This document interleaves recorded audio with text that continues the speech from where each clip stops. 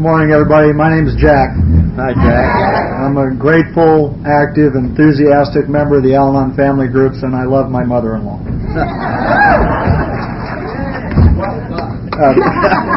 Especially since she's become a member of the Al-Anon family groups also. I'm really glad to be here. I want to thank the committee for their invitation to come and spend a little time with you folks and for your very kind hospitality. Everybody's been very nice. I'm really excited to be here this weekend. I have enough trouble with my ego already without walking into a room to do a talk with sold out signs on every door. It'll take a while to get over that. I'll go back and tell my home group about it, and they'll say, "Were you gone?" So it's okay. And I'm here in the company of some people I greatly admire in AA and Al-Anon, some terrific speakers. Matter of fact, if you're staying the weekend and going to get to hear all the speakers, at some point this weekend you'll get to hear my all-time favorite AA speaker. And there are 4 of them here. And if they're in the room now, each one of them is sure that they're the one I'm talking about. And so that you know I'm not all well, I'm going to tell you right now, before the weekend's over, I will tell each one of them in secret that they're the one.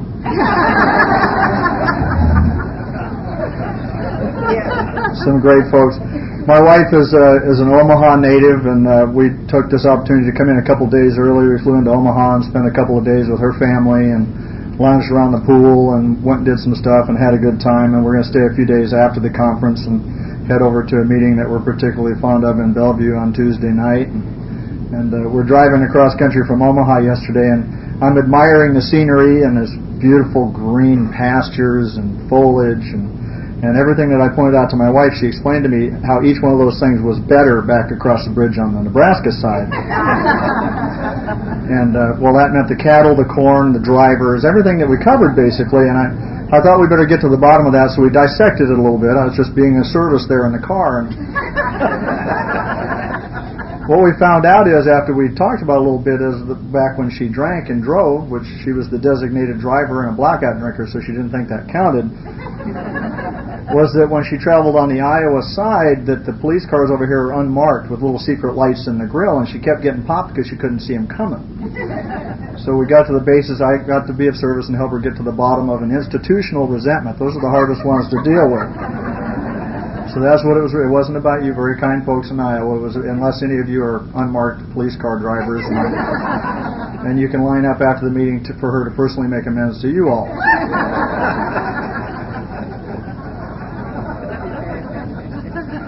This is a lot of fun. I'll be having more fun after this is over. My favorite thing isn't standing at a microphone; it's sitting in the front row taking notes, because that's where I figure I need to be. But people keep asking me to step up here and do a little bit of talking and tell you where I came from. I think it's partially important because I'm a minority in Al-Anon. I'm a man in Al-Anon, and there are not many of us. I don't know why it is that I got here and got to stay here. I don't know why it is that my ego was able to be put down just enough that I could come here and hear some similarities rather than decide that I was better than, or that I didn't need what you folks had, or that I was too different to get any benefit, that I got to come and stay at Al-Anon. Part of it probably has to do with some of the story I'm about to tell you.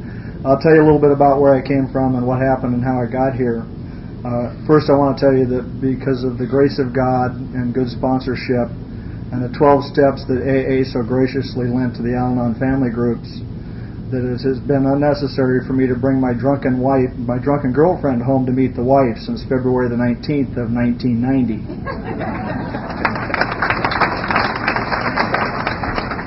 And nobody in this room is happier about that than my beautiful wife Leslie, who's accompanied me, and I'd like to introduce you to her. She's here in the front row. You stand up so they can see who you are. I like bringing her along because after you get a look at her, you understand maybe why I went through some of the insanity to get here. You know, she's my visual aid in the front row, but she also doesn't look as dangerous as she turned out to be eventually.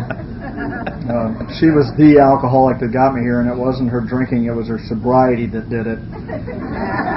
Drinking couldn't have got me here.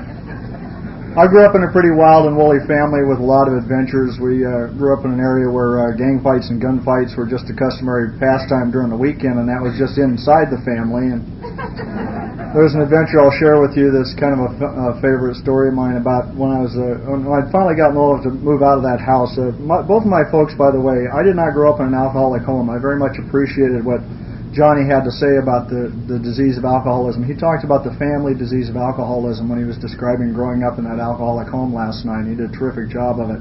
I grew up in a home very similar to that, with the possible exception of the fact that my parents didn't have the decency to drink and allow me to later explain some of my behaviors. And I puzzled over that for a while after I came to Al-Anon, until I came to the conclusion that both of my parents are adult children of alcoholics.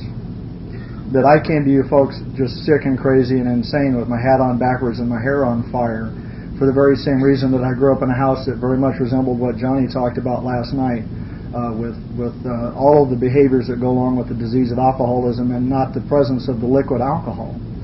And one of the things that I took out of that home I'll share with you after I'd gotten old enough to move out of the insanity that was that home, and I won't bore you with the stories because I could do that for the whole hour and we'd have a great time. We wouldn't get to any recovery. Is I got a call one time in the middle of the night, and it was from my stepmom, and she said, your brother's been in a fight at the bar. That was nothing new. And she said that you need to go find him, which was nothing new. I just jumped up, found a phone booth, and changed into my suit with the red S on my chest and went out into the world. And I said, okay, I'll go get him. And I climbed out of bed, and I got in my car, and I went down. I found him in about 5 minutes at the local watering hole. And it was about 3 o'clock in the morning. In California, they have laws that close all of the bars at 2. So he was the only one in the parking lot outside of the bar there. He was sitting in his van, and he had picked up a shotgun at home, which is why she called me, and it was laying against the windowsill, sticking out into the air where the glass used to be, because the glass had been smashed out of his van in the altercation he'd been in earlier. And I went and found him, and I did what I always did. I took the gun away, and I defused the situation. I put the gun in the trunk, and, you know, he was there waiting for him to come back. I didn't want to tell him that the bars had closed. They weren't coming back till tomorrow. But he thought that made perfect sense, and I said about leaving. Well, on my way out of the parking lot, we all had CB radios in our cars, and he called me on the radio. He said, well, I'm going to go find him. I said, yeah, good, oh, fine. You have a nice night, and I'm headed home. Well, I didn't quite get out of the driveway when the radio piped up again and said, I found him there around the back. Oh, okay, so I turned the car around. I'm headed back around. And this bar happened to be in a big shopping center, and around the back was a huge parking lot, acres of asphalt with some light standards in it, and really nobody there. And as I rounded the corner on this side and he's rounding the corner on that side, there was sure enough there was about 3 or 4 cars in the middle of this parking lot, and he'd had an altercation with about 6 or 8 young Hispanic gentlemen, and he figured this was them, and he called me up on the radio again. He said, I'm going in. Now, for those of you who do not speak Al-Anon, let me translate that for you. That translates to, we're going in.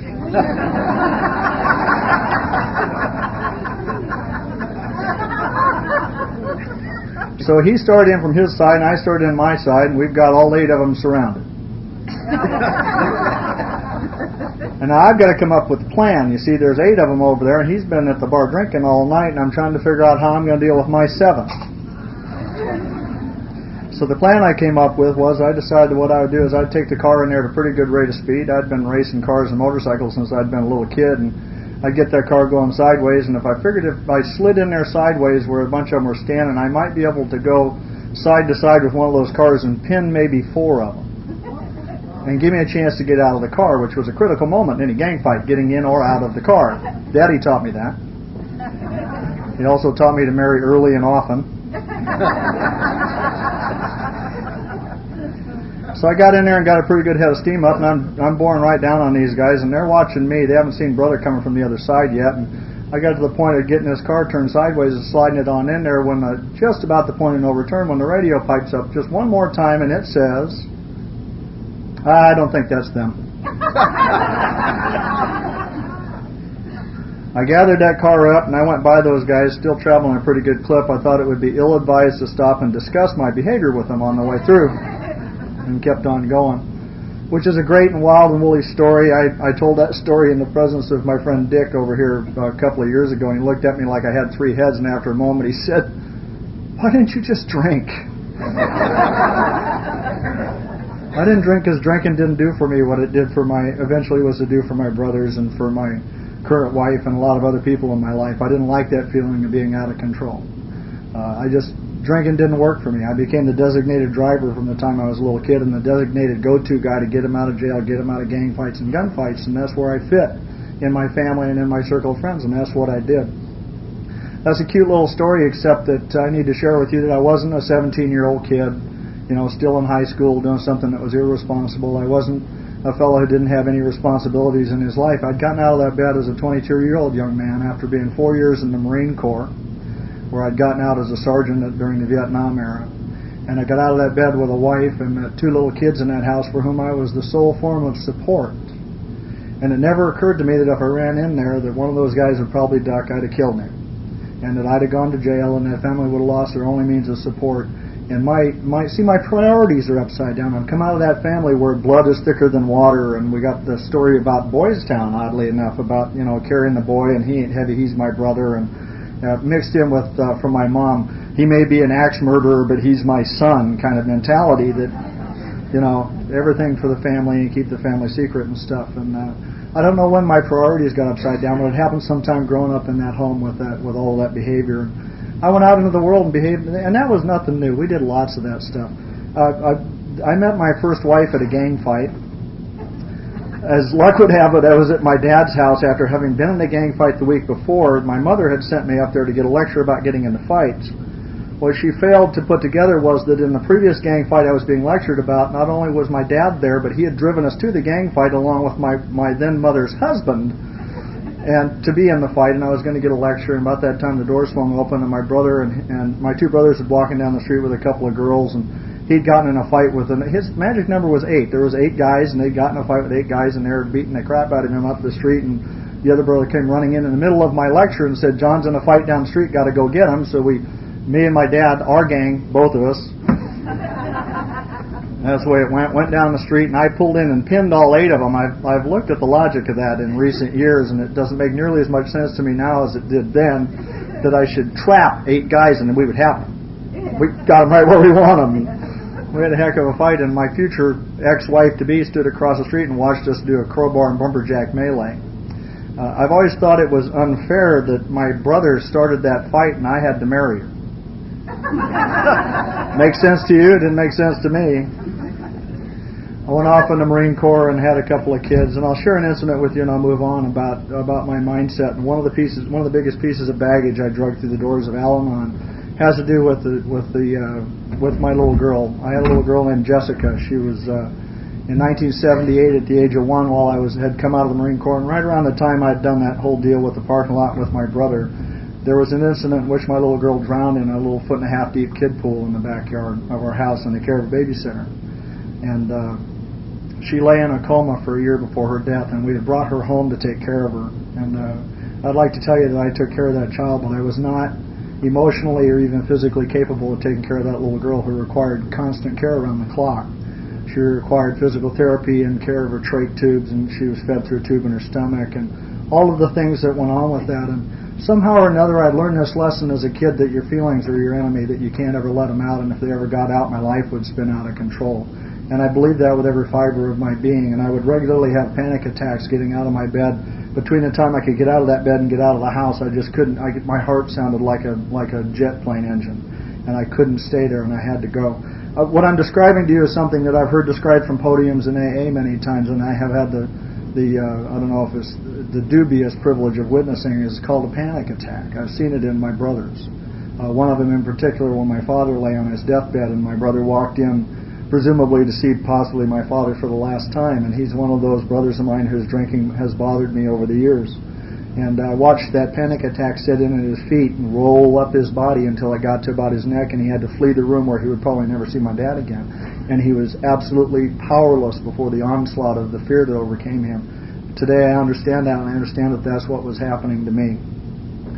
That when she passed away, having not benefited from my being able to take care of her and having put that entire load on that first wife, I put that piece of baggage back in the back of my head, and I carried it for what probably would have been for the rest of my life had I not found you folks. And went on about creating a lot of wreckage in my life. My father is one of those people who my biggest resentment in life was against my dad because he was a womanizer. He had, at the time of his death, I used to be terrified that he would die. And I wasn't terrified of losing him. I was terrified because I was the oldest responsible child. Notice I said responsible. That would probably have to do his eulogy, and I knew I'd get up there and tell you what a son of a bitch he was. And I was afraid that he would die because I'd have to get up there and tell you the truth about him. And I had tremendous resentments about him because of the way he treated my mother and all of his wives and girlfriends and stuff. When he passed away, I was executor of his estate, and we had to do a head count of his children because nobody knew. And there were 11 of us for sure and 2 possibles. My father was a very charming man. And I hated him. I hated him because of the way he treated all those people. And now I need to tell you that I went out into the world, particularly after the incident with my daughter, and I behaved exactly the same as my father. It's stuff that I'm not proud of today. It's stuff that I had to deal with in a rigorous inventory and an amends step. It's stuff that one day at a time I do not participate in today because I didn't like the way I lived back then, and I really like the way I live today, so I don't do that. But one of the things that I did was I went out into the world and I dated just like I was single. And I spent as much time away from the home as I could, particularly when my daughter was still alive. I work in the movie business, and I just stayed gone all the time. It was convenient. It was easy in our business. We'd work regularly 16, 18, 20-hour days. It was no big deal. And they might get rid of me, after 12 hours. They'd say, because I'm a specialist, they'd say, we don't need you anymore. You can go home. And I'd say, okay, and I'd stay till everybody clocked out because I couldn't go home. And I went out in the world and I created a lot of wreckage. And I was on a location in Arizona working on a picture. And I was to meet the lady who was to change my life. And I met her on my way from the coffee pot one morning. I'm a morning person. I'm the best I'm going to be all day, right out of bed first thing in the morning. I'm cute, I'm clever, and I'm witty, and I'm bright and shiny, and I'm a tremendous irritation to any alcoholics in the vicinity.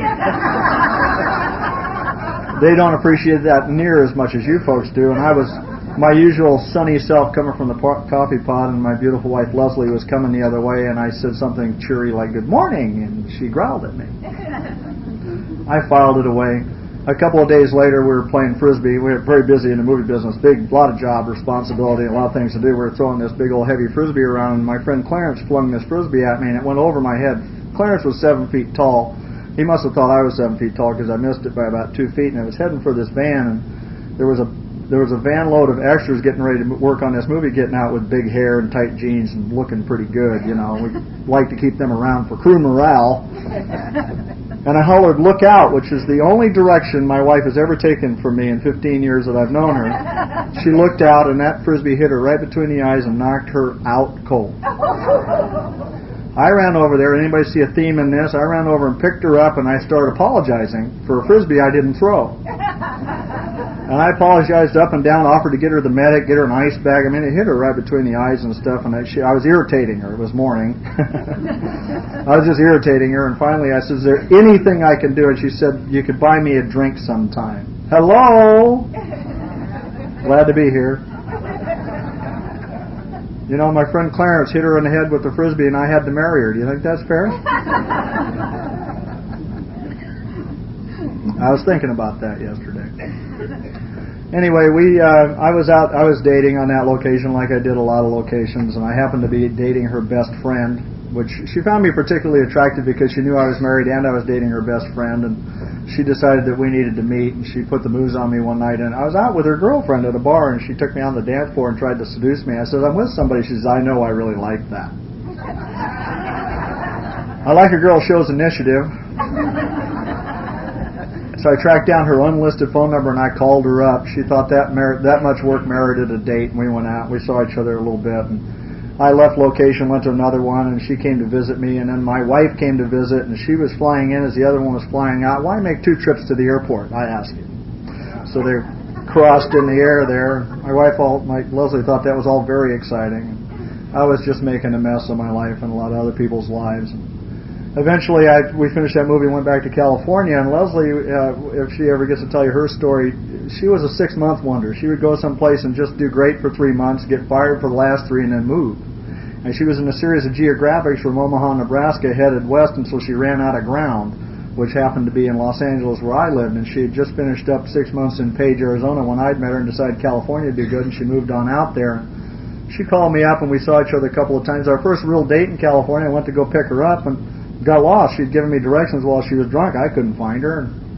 So I'm calling her up saying, "What? You said going straight. It's a T intersection. There is no straight." And she's trying to tell me where to go, and she doesn't know where she is. She's from out of town. She's drunk, and she's lost. So I crossed back over the freeway about 10 minutes later and come across this horrific car accident. And there's this little Honda car buried in the grill of this Oldsmobile, and the Honda has obviously lost the encounter.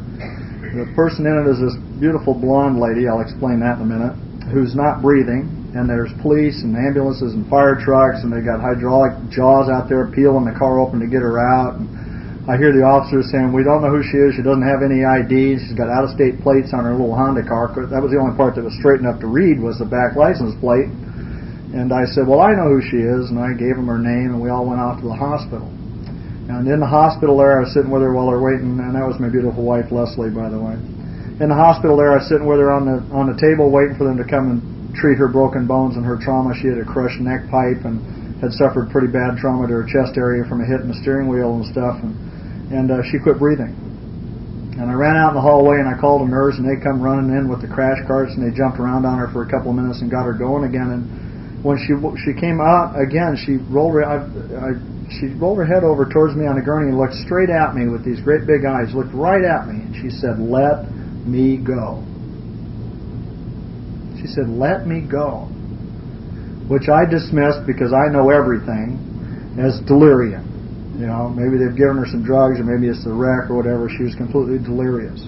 The reason I tell you about that today is because I understand that what little I know about the disease of alcoholism, because I am not an alcoholic, and my wife's first AA sponsor assured me that that was the case and that I would never know what an alcoholic knows, is I got a momentary glimpse into the other side of what it must be like to live in the active disease of alcoholism. And years later, when I came to you folks and I heard sober members of Alcoholics Anonymous and members of the Al-Anon family group share from podiums like this about the disease of alcoholism, I began to understand the significance of what I had seen that day.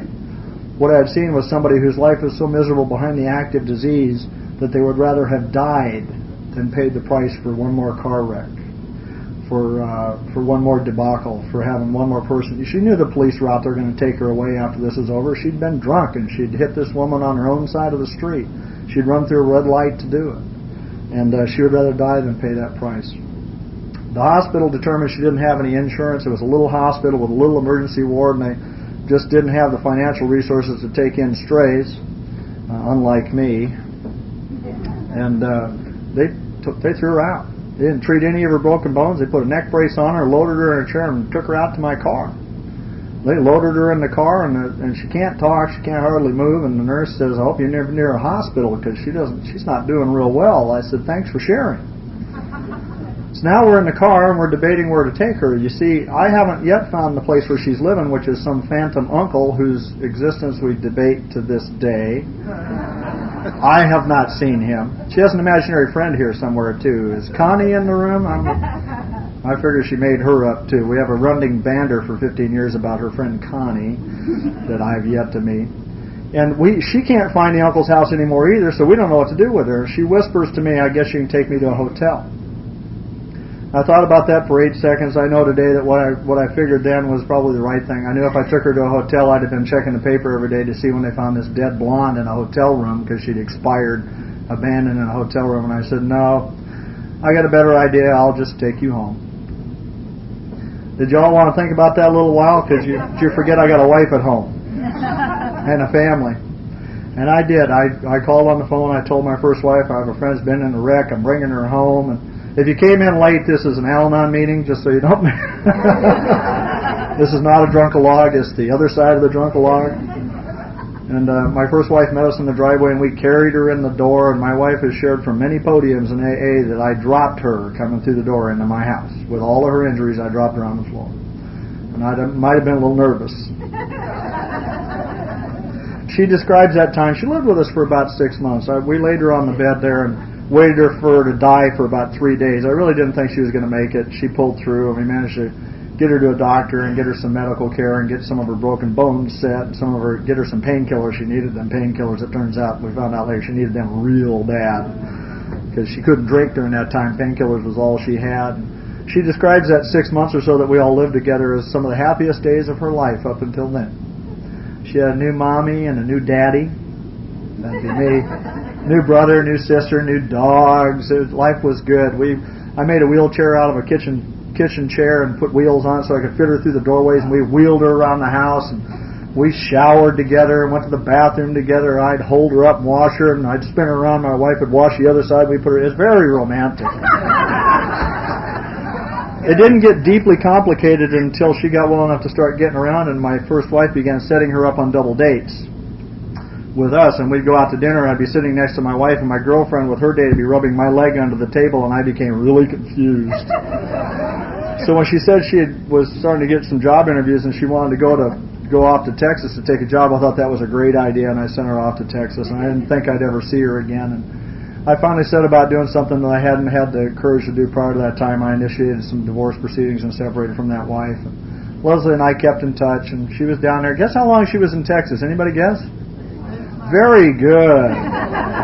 6 months went by, and she called up and said, I want to come back to California. So I jumped in my truck with one of my other brothers, one of my foster brothers, and we drove straight through to Houston, Texas, and packed her lock, stock, barrel, and cat into the trailer I had and drove straight home to live happily ever after. Yeehaw! I got to spend the last year and a half of my wife's drinking with her, and I got an education about the disease of alcoholism that I hope I never forget. And a lot of stuff went on during that year. I wasn't sure what was going on. Oddly enough, when we checked into the hotel last night, there was a movie on TV that happened to be a movie I was working on when she'd been with me for just about a year. And we were up in Washington or Oregon someplace, and at the wrap party for that location, she misbehaved as she often did behind her alcoholism. By the way, she was a blackout drinker. I thought she just was a lightweight. She'd have a couple glasses of wine and fall asleep, and I'd carry her to bed. It was wonderful. She'd wake up every morning and crawl over to my side and get a good look at my mug to see who I was and go, phew, because she really had no idea. And then she had to wait until I got up and around to see how I was behaving to determine how she had behaved the night before. If I was happy and joyous and free, she thought she'd done okay. If I was mad, she'd go, oh, well, he'll get over it. It was a running theme in our relationship. But on that movie, at that wrap party, she staggered over to the director's table, a world-renowned director, and leaned over him to explain to him a few finer points about directing movies that she thought he should have, and spilled his wine in his lap. And I thought that'd be a bad career move for me, so I whisked her out of there and took her back to our room, and I grounded her. I confined her to her room. We had a daddy-daughter thing going on. Anybody catching that? On the way home from that trip, she confided to me for the first time that she believed that she had a problem with alcoholism. And I had an interesting answer for that. I said, no, you don't. I said, no, you don't. I said, you just have a couple of glasses of wine a day. Just stop. Because I never saw her drink more than that. She'd be drunker than $50 when I got home, and she'd have to maintain until I was there for a little while and watched her consume a glass or two of wine, and then she could loosen up and be drunk and pass out. I just thought she was a cheap drunk. When I asked her how come I never knew she was drunk all the time, she says, that's why, because you never saw me sober. You had nothing to compare it to. During that year, we fought like cats and dogs. After she told me she had a problem with alcohol, I began helping her get sober. I was checking her breath. She was working at the restaurant at night where, thank God, they let her drink for free, or we'd still be doing financial amends 15 years later. They were more than happy to have her drink and hang around there and do the books and stuff. I haven't figured that out yet. But she finally, a series of circumstances happened, and it was just getting uglier and uglier in our home. And she was evil, mean, and nasty all the time. I finally came home from another location. I was done. I was going to throw her out, and she knew that. And prior to my getting home, she decided she needed to get some help. And first she laid in bed and she drank, trying to drink herself to death. She'd drink until she passed out, and she'd wake up alive again. And she'd try it again. For 3 days she did that. She couldn't wake up. She couldn't kill herself with alcohol. Is what she was trying to do. So she called a recovery center and checked herself in. And I got home about a week later, about a week early, because she was planning to be 2 weeks sober when I got home and be wonderful, and it would all be better. And she still had the shakes. And I asked her for a glass of wine, and she dropped it 3 times and ran out of the house hysterical crying, because I would have a glass of wine and I'd drink half of it and maybe leave some. It was just a little goblet about this big. And she'd run out crying, and it was nothing new. She behaved like that all the time. I didn't really take any particular notice of it. And she came back in and she said, I had to get some help for my alcoholism. She believed that if she had gone and gotten help after she told me the first time, and I said, you don't have a problem, that I'd have thrown her out for getting help.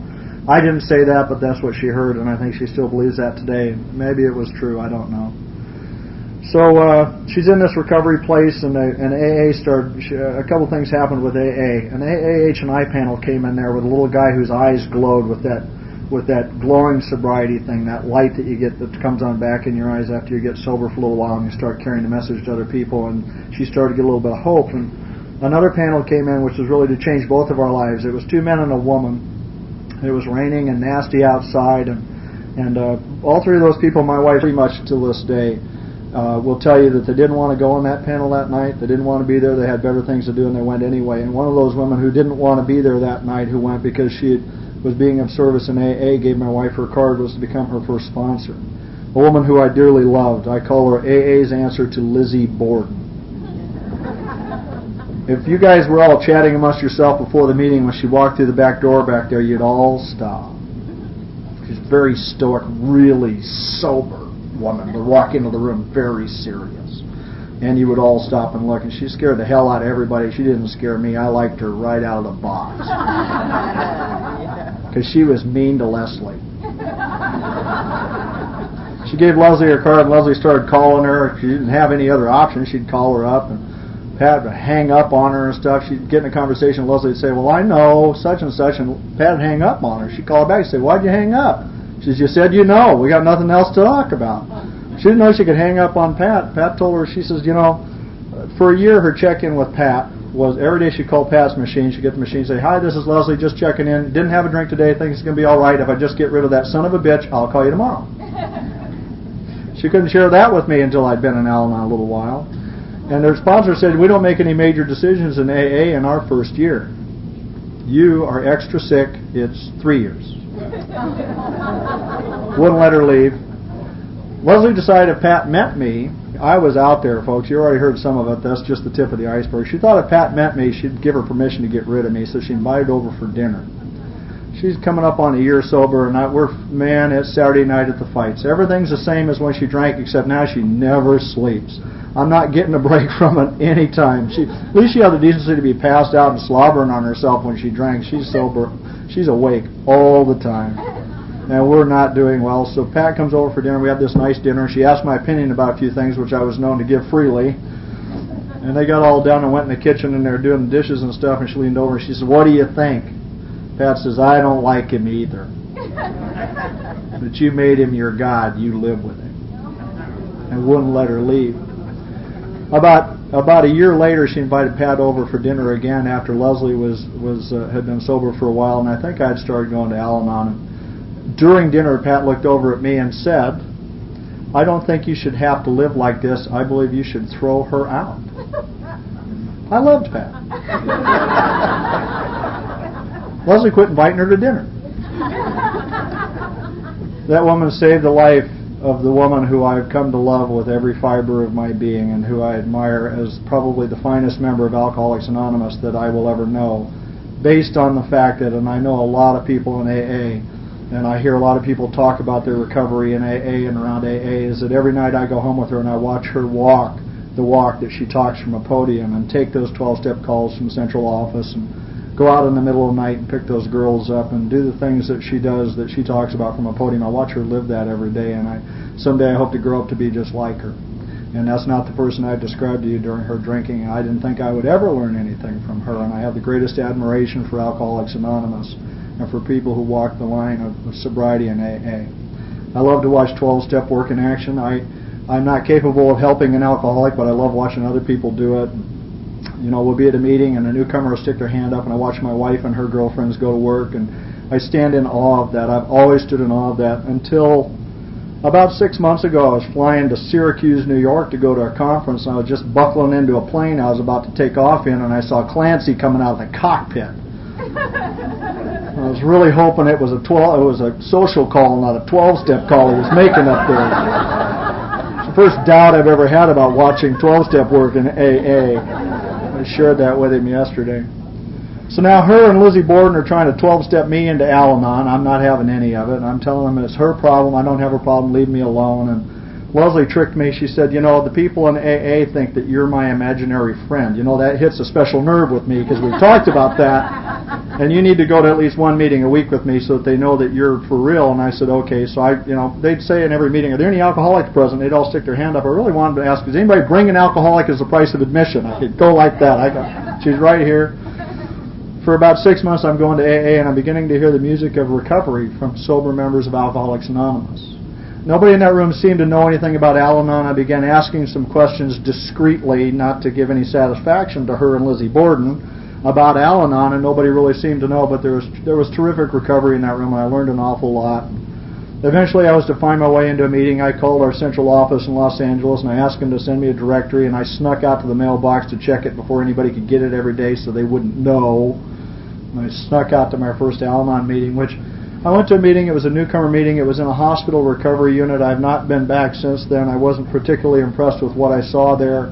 Most of the people at the meeting were brand new, had relatives on the ward, and they were there as a compulsory part of the treatment. They had to go to this Al-Anon meeting. There were a couple of folks, long-timers, had about a year. They seemed to do all the talking, and we had to do all the listening, and I just didn't catch fire that day. And 2 days later, I went to another meeting, thank God. I guess I'd been listening. They said to come back to another meeting. And I walked into a meeting with a bunch of little old people that very much resembled the folks. When Leslie had been on the recovery unit in that place trying to get sober, they brought us in for a family day. And I really think that they had me there to give me the pitch for getting some help for myself. I don't remember if they mentioned Al-Anon, but I wound up arguing with the counselor. I didn't see anything in common between me and the other wives. You know, it's just us wives there. I was the only guy. But when I went to that meeting 2 days after my first meeting, in a room full of people that looked just like the folks that I'd seen in that recovery unit, the wives of the gentlemen that were on the ward over there, for some reason, something had happened in me. I guess it was time I began to hear some similarities instead of some differences, and I realized that I was in the right place and I needed to keep coming.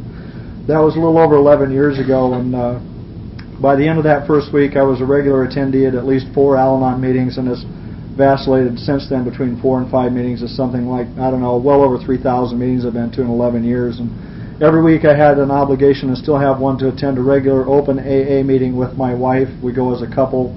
I don't go to any of her other meetings, or she doesn't go to any of mine, but it's the only way that I can ever learn about the disease of alcoholism, which I do not have. Some of the best lessons I've learned about applications of the steps and recovery and my disease, as well as the disease of alcoholism, I've learned in AA meetings from sober members of Alcoholics Anonymous. I have the deepest regard and respect for those folks. I really do. I'm impressed by anybody who can go a single day without drinking, because I understand the symptoms of the disease, and I'm watching it progressively kill my family, successfully kill my family for generations, and continues to do that to this day. To date, my wife and I are the only members of any kind of 12-step program. One cousin I've seen come in once. I'm not sure where she is now, and I've got an older half-brother that I saw for a while sober, and I've not seen him in a long time, so I don't know where he is. By that weekend, I'd acquired a home group. It was a Saturday morning meeting. I could ride my bike to it. And, you know, I'm the only guy showing up at these meetings. There's a couple of guys here and there. They're not real regular. One older fellow I didn't identify with too much, had about 25 years at that time, and I'm really trying to fade into the woodworks. I'm the only guy at a room full of women. I'm trying to be anonymous, you know. So I decided the answer to that is to go to the Saturday morning meeting and ride my bicycle, because I like to ride bikes, and I can do a 40 or 50 mile ride and take in a meeting. And I'm showing up in heat shriek, spandex, glow-in-the-dark, road cone-colored bicycle suit to be anonymous at a room full of women. I wasn't all here. I'm still not all there. I'm showing up early with a knapsack full of sweats. I'm changing before the meeting every day, and I'm in street clothes when you get there, and I'm the first one there, and I'm setting up the chairs. And when everybody'd leave, I'd be the last one out, closing the door and sweeping the floors, and I'd, you know, change back into my roadie suit and go ride my bicycle.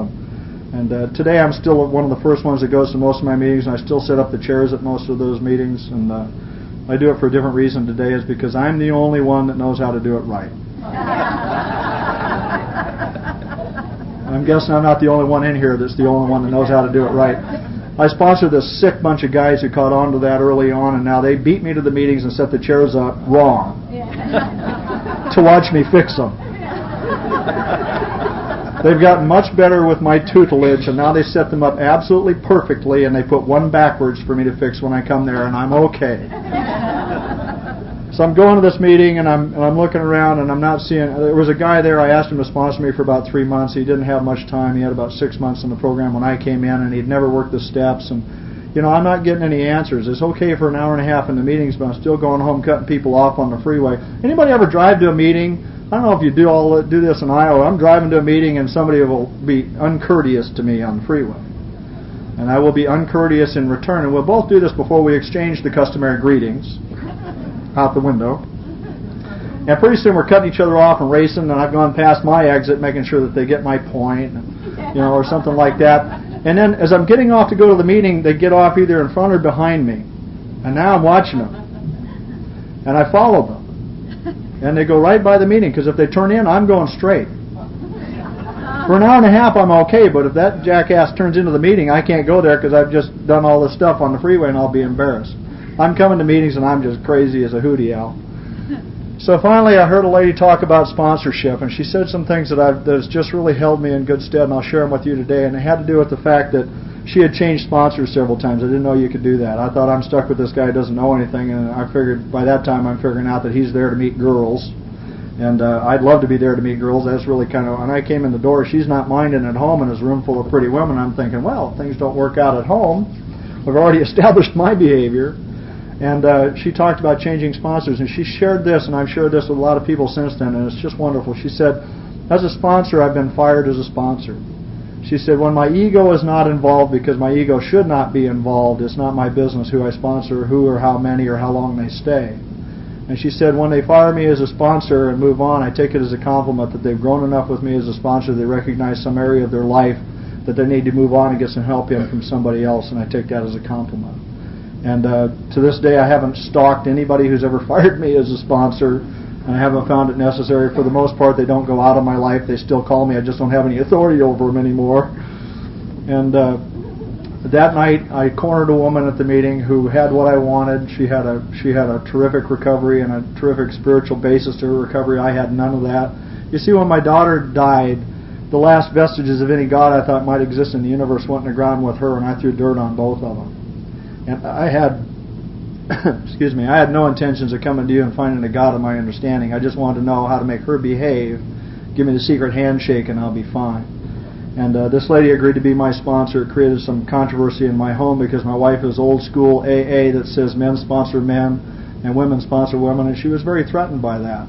And for a while we had to butt out of each other's program, which in retrospect was probably the smartest thing we've done in recovery, was to get out of each other's way. I quit asking her about hers, and she had to quit asking me about mine because I had to quit answering. Did you talk to your sponsor? Did you share with her? Did you do a sexual inventory?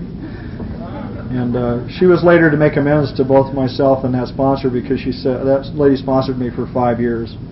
And she always considered herself a temporary sponsor for all 5 years, and we did a journey through the steps, which I really believe saved my life, at least saved the quality of my life. Leslie was to make an amends to both of us. She said, you've grown an awful lot with this woman as a sponsor. And it was none of my business, and I apologize for having butted in. Today we share our recovery with each other. We're not on the same path. Neither one of us is ahead of the other one. We're not in a race. If she comes to me with an issue related to her sobriety, I'm more than happy to hand her off to her sponsor and her AA girlfriends, because it's none of my business, and I tell her that because her asking my opinion about her recovery is as fair as me asking her to watch my drink while I go to the bathroom. So we don't go there. This lady sponsored me. She was addicted to service. Every job that ever came up, her hand went in the air, and I got the job. You know, that's been probably one of the best things that's ever happened to me. I went places. I was in the skit.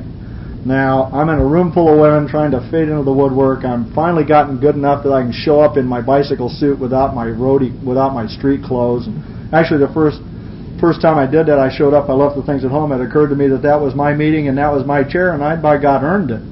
I showed up in my bicycle suit, and this red-headed woman, I hadn't stuck my hand up as a newcomer, and I didn't get a lot of keep coming back. I was really trying to keep to myself, and she came up and patted me on my spandex butt and said, keep coming back, honey. And I did. So I'm in this skit. One of the ladies in the room writes a skit, The Garden of Life. We're going to do it at an Alathon or something, and they need an alcoholic weed to seduce Mixed Daisy. Guess who that was? I'm the token guy and the token alcoholic. I've already got this resentment because we'll go to conventions together. My wife's dragging me through these conventions, and we're going down through the hall. I'm seeing people coming the other way looking at us, and I can tell by their eyes what they're thinking. My, what that poor woman must have went through when that guy was drinking. Fortunately, they did something else which gave me a resentment. They gave us road cone orange badges as Al-Anons. You know, nice pastel colors for the alcoholics, but road cone orange and caution yellow for us, so that no alcoholics would accidentally start a conversation with one of us and not know how to get out. I had a resentment about that for a while, too. So I did that thing, and as she's got me into service, I wound up going to intergroup and doing things and began to learn about service and the traditions and all that stuff. And I've done a lot of service in Al-Anon. They put me into jobs long before I know what's going on, so I won't screw it up.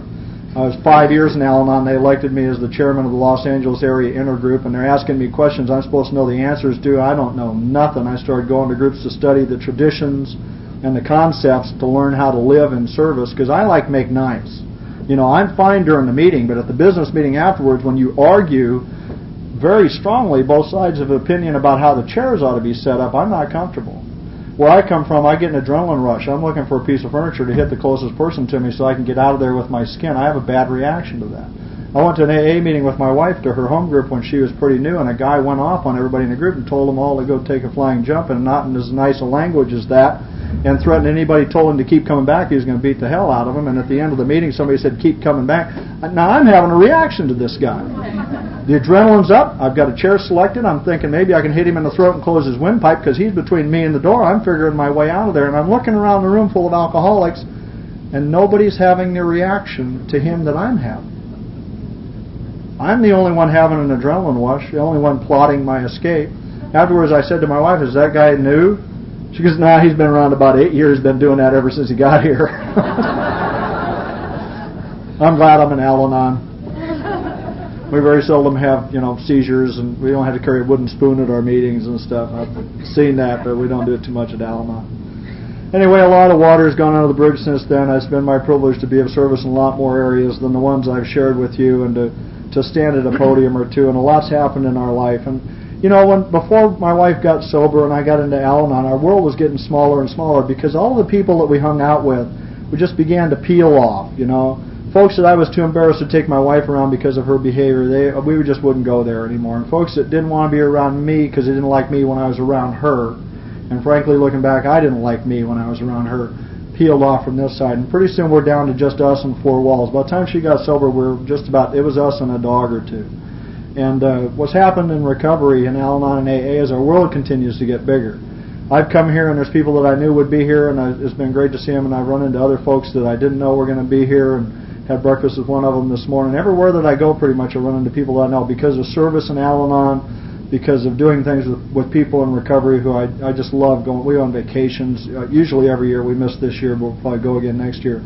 With all people in recovery, we invade some foreign country, and they never know what to think about what's going to happen when we get there, and we just have a blast. And they're sad to see us go because they have a blast when we're there. I love people in recovery. And our world gets bigger and bigger. The downside of that is that as your world gets bigger, there's this growing number of people who you care tremendously about. I'm here because I love an alcoholic. I'm here because I love a lot of alcoholics. Not all of them are sober. I love a lot of alcoholics today who aren't sober and can't get sober and may never get sober. I love them. I have boundaries that I have to set for my own personal and emotional safety, but it doesn't mean I don't love them. And I'm related to a lot of them, and some of them I've just seen, in and out of the doors of AA, that perennial newcomer who I heard a speaker when I was new stand at a microphone say something I never forgot. He had some time in AA, and he said, there's some people in the room that every week were a newcomer. Every week. Hand go up. Every week. And he stood at the point, I'm judging them. Why can't they get sober? They're here. They got the answer. I've got my judge gown and gavel on. He said, I want to ask you a question. Do any of you know who wants to be sober in this room more than anybody else? He says, I'll tell you who it is. He says, those guys that stuck their hand up again as a newcomer want it more than any of you, and don't you forget it. And I have not forgotten it. Wanting it isn't a prerequisite for getting sober, as I understand it. I've seen people that want it die of the disease of alcoholism. I've seen people come to AA with a nudge from the judge and a wife and an employer with a huge resentment, not want to be there, get sober, and never have another drink to this day that I know of. I don't know what the magic answer is. I know that I have been tremendously blessed to have a sober household, that my wife walks a terrific AA program, and I'm blessed to be able to watch that, and the people that she hangs with do too. As a result of that world getting bigger, we've lost a lot of folks in the last couple of years. I've been wearing a suit out at funerals. We've lost some giants in AA, and I've lost some close family members. And one of them is a lady I'll share with you who was my wife's daily sobriety check. And she called our house every day at 7 o'clock in the morning. Every single day. The day didn't start for our household until Vanda called in to check in. She'd gotten sober just before my wife, and they were sisters in sobriety, and she called every day. And last year, Vanda died of cancer. And I was really worried about my wife and her sobriety, because this is a big part of her routine every day, and she's on the phone every day. I don't do the phone very well, but my wife, if anything ever happens to her, I'm putting a phone on her headstone, because it isn't going to stop ringing just because she's not here. I was really worried about my wife, and I was worried about Vanda. And one night she got a call. Vanda had throat cancer, and she went over to go get her in the middle of the night because she couldn't breathe. And she was really trying to take care of herself, and she really didn't want to go to a hospital or anything else. And my wife called up and says, Vanda's not doing very well. I'm going to bring her home. And I said, okay. Brought Vanda home. Vanda spent the last 8 or 9 days of her life in our house, and our house filled up full of people in Al-Anon and AA. And we took care of Vanda, and it filled up full of love, and it filled up.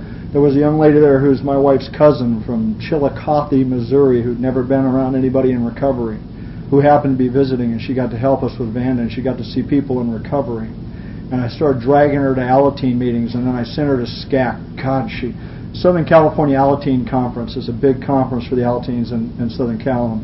I sent her there kicking and screaming. She didn't want to go. And she flew back from Missouri this year to go to SCAC because she cried for 3 days after she'd come home because she was going to miss all those people that she'd met in a place she didn't want to go. And the reason I tell you that is because that baggage that I carried that I had pretty much dealt with in my trip through the steps, having to do with my inability to be a man in the face of my daughter's illness and my inability to be there, that when Vanda lay in our living room, I helped with Vanda, and I was perfectly comfortable, and I felt nothing but love. I didn't feel that fear coming in through my feet, and I helped with her care and her bathing and her feeding and her medications and all the stuff that you do.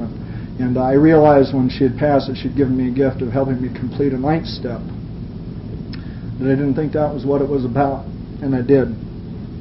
The last thing I'll share with you is something that's changed in our life recently. You know, I always think that I get asked to speak somewhere, it'd be nice to just have a story and tell a story and get down and have the same story be just fine by me, and God keeps having other plans. 2 years ago, we were speaking at a conference in South Bay in Southern California, and I was supposed to speak on Monday morning, and it's probably one of the finest conventions I've ever been to anywhere. It's the South Bay Roundup, and it's wonderful cooperation between Al-Anon and AA. And I see that cooperation when I come out here to Nebraska and conferences out in this area. I do, and I admire it greatly. And on Sunday morning on the 4th of July, I found my beautiful wife dead on the bathroom floor in a pool of her own blood after having a grand mal seizure, 11 years into sobriety. Alcoholism is a progressive, fatal disease. It's so fatal it kills people that don't even have it.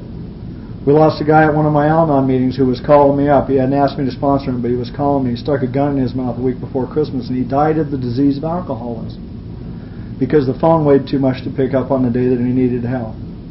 It's a progressive, fatal disease, and it kills people long into sobriety. One of my wife's earliest and longest sponsees took her life about 2 years ago. I called my sponsor. I was crushed because our sponsees are like her kids. We kind of go everywhere together. I drag mine on service commitments, and she drags hers to retreat weekends and stuff, and we're this whole family unit. And she took her life, and I called my sponsor, who, thank God, was also sober in AA. I've had to change sponsors because he moved to Moines, Idaho. And I told him what happened. I was angry about it, and he said, alcoholism got another one. She was sober 7 years. How did alcoholism get another one? And he said that alcoholism is so powerful that it can reach past the plug in the jug and kill them anyway. And alcoholism took another one. And I began to understand a little bit about that, what it was like. My wife has sponsored another woman who's been in and out of AA for 5 years. We love her like a child, drunk or sober. She's gotten progressively worse and has finally got homeless.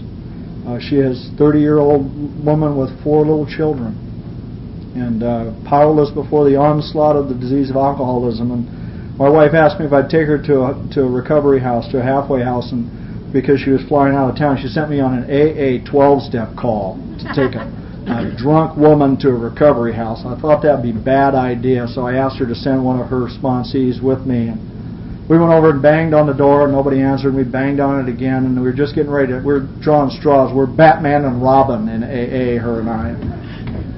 One of us is going to climb over the balcony and kick down the plate glass doors and drag her to recovery, you know. And she finally opens the door, and she's drunk, naked, and wet. And then she had plans other than going to the halfway house we were going to take her to. And my friend Kip said, "That's why I'm here." She took her in and dressed her, and we packed her and took her in. We farmed her kids out all over town because these are children that have been heavily affected by the disease of alcoholism.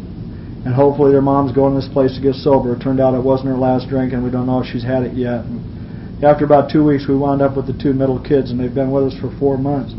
You see, for a lot of years after the loss of my daughter, I couldn't be around little kids at all. I especially couldn't be around little dark-haired, dark-eyed, beautiful little girls like my daughter who was 2 when she passed away. I had done an inventory and I'd done an amends to the best of my ability. I'd done a graveside with my daughter, a place I hadn't gone for years after she died, and I really thought that business was done, but it wasn't. And these 2 beautiful little girls have come into our house and changed our life. And we don't know if we're going to have them for another week or for 15 years. We don't know. We don't know if Mom's going to get sober and live happily ever after or die of this dreadful disease. We don't know that. So we take care of these little girls one day at a time. But you see, I have this loving higher power who knew that there was a place in my heart that needed to be healed that couldn't have been reached any other way. And He chose to put these little girls in my life. I had no plans. I already miss going to movies where they don't wear clothes and they talk dirty. We go see Shrek and Spy Kids, and they're 4 and 6 years old, and they just charm my heart. And we got one of them's going to be in Al-Anon, and one's in AA. 1 beer and she's gone. We know that. We've got them all figured out and divided up, and we're taking steps to ensure the safety of these children because their mom's out there. She did a suicide attempt 2 weeks ago. She has 29 staples in her arm. And we got her into another halfway house, and she broke out after 3 weeks. And I heard I would judge her. Here's a mom who's not taking care of business. She's been to AA. She knows where the answers are. I could judge her harshly. But I heard a speaker say not too long ago, somebody said, why do they drink? And he said, because they don't know they don't have to. She doesn't know that she doesn't have to drink. She hasn't figured that out yet, 5 years in and out of the door. I'm not going to do any more 12-step work in AA. It's a little agreement that we have, unless I can help it. And I'm going to keep coming back to Al-Anon because this is where I get my experience, strength, and hope. I'm going to keep that lady in my prayers, and I hope to God she gets sober and gets those kids back. But if she doesn't, we're keeping them. We'll adopt them if it's necessary because they're in the right place to recover from the disease.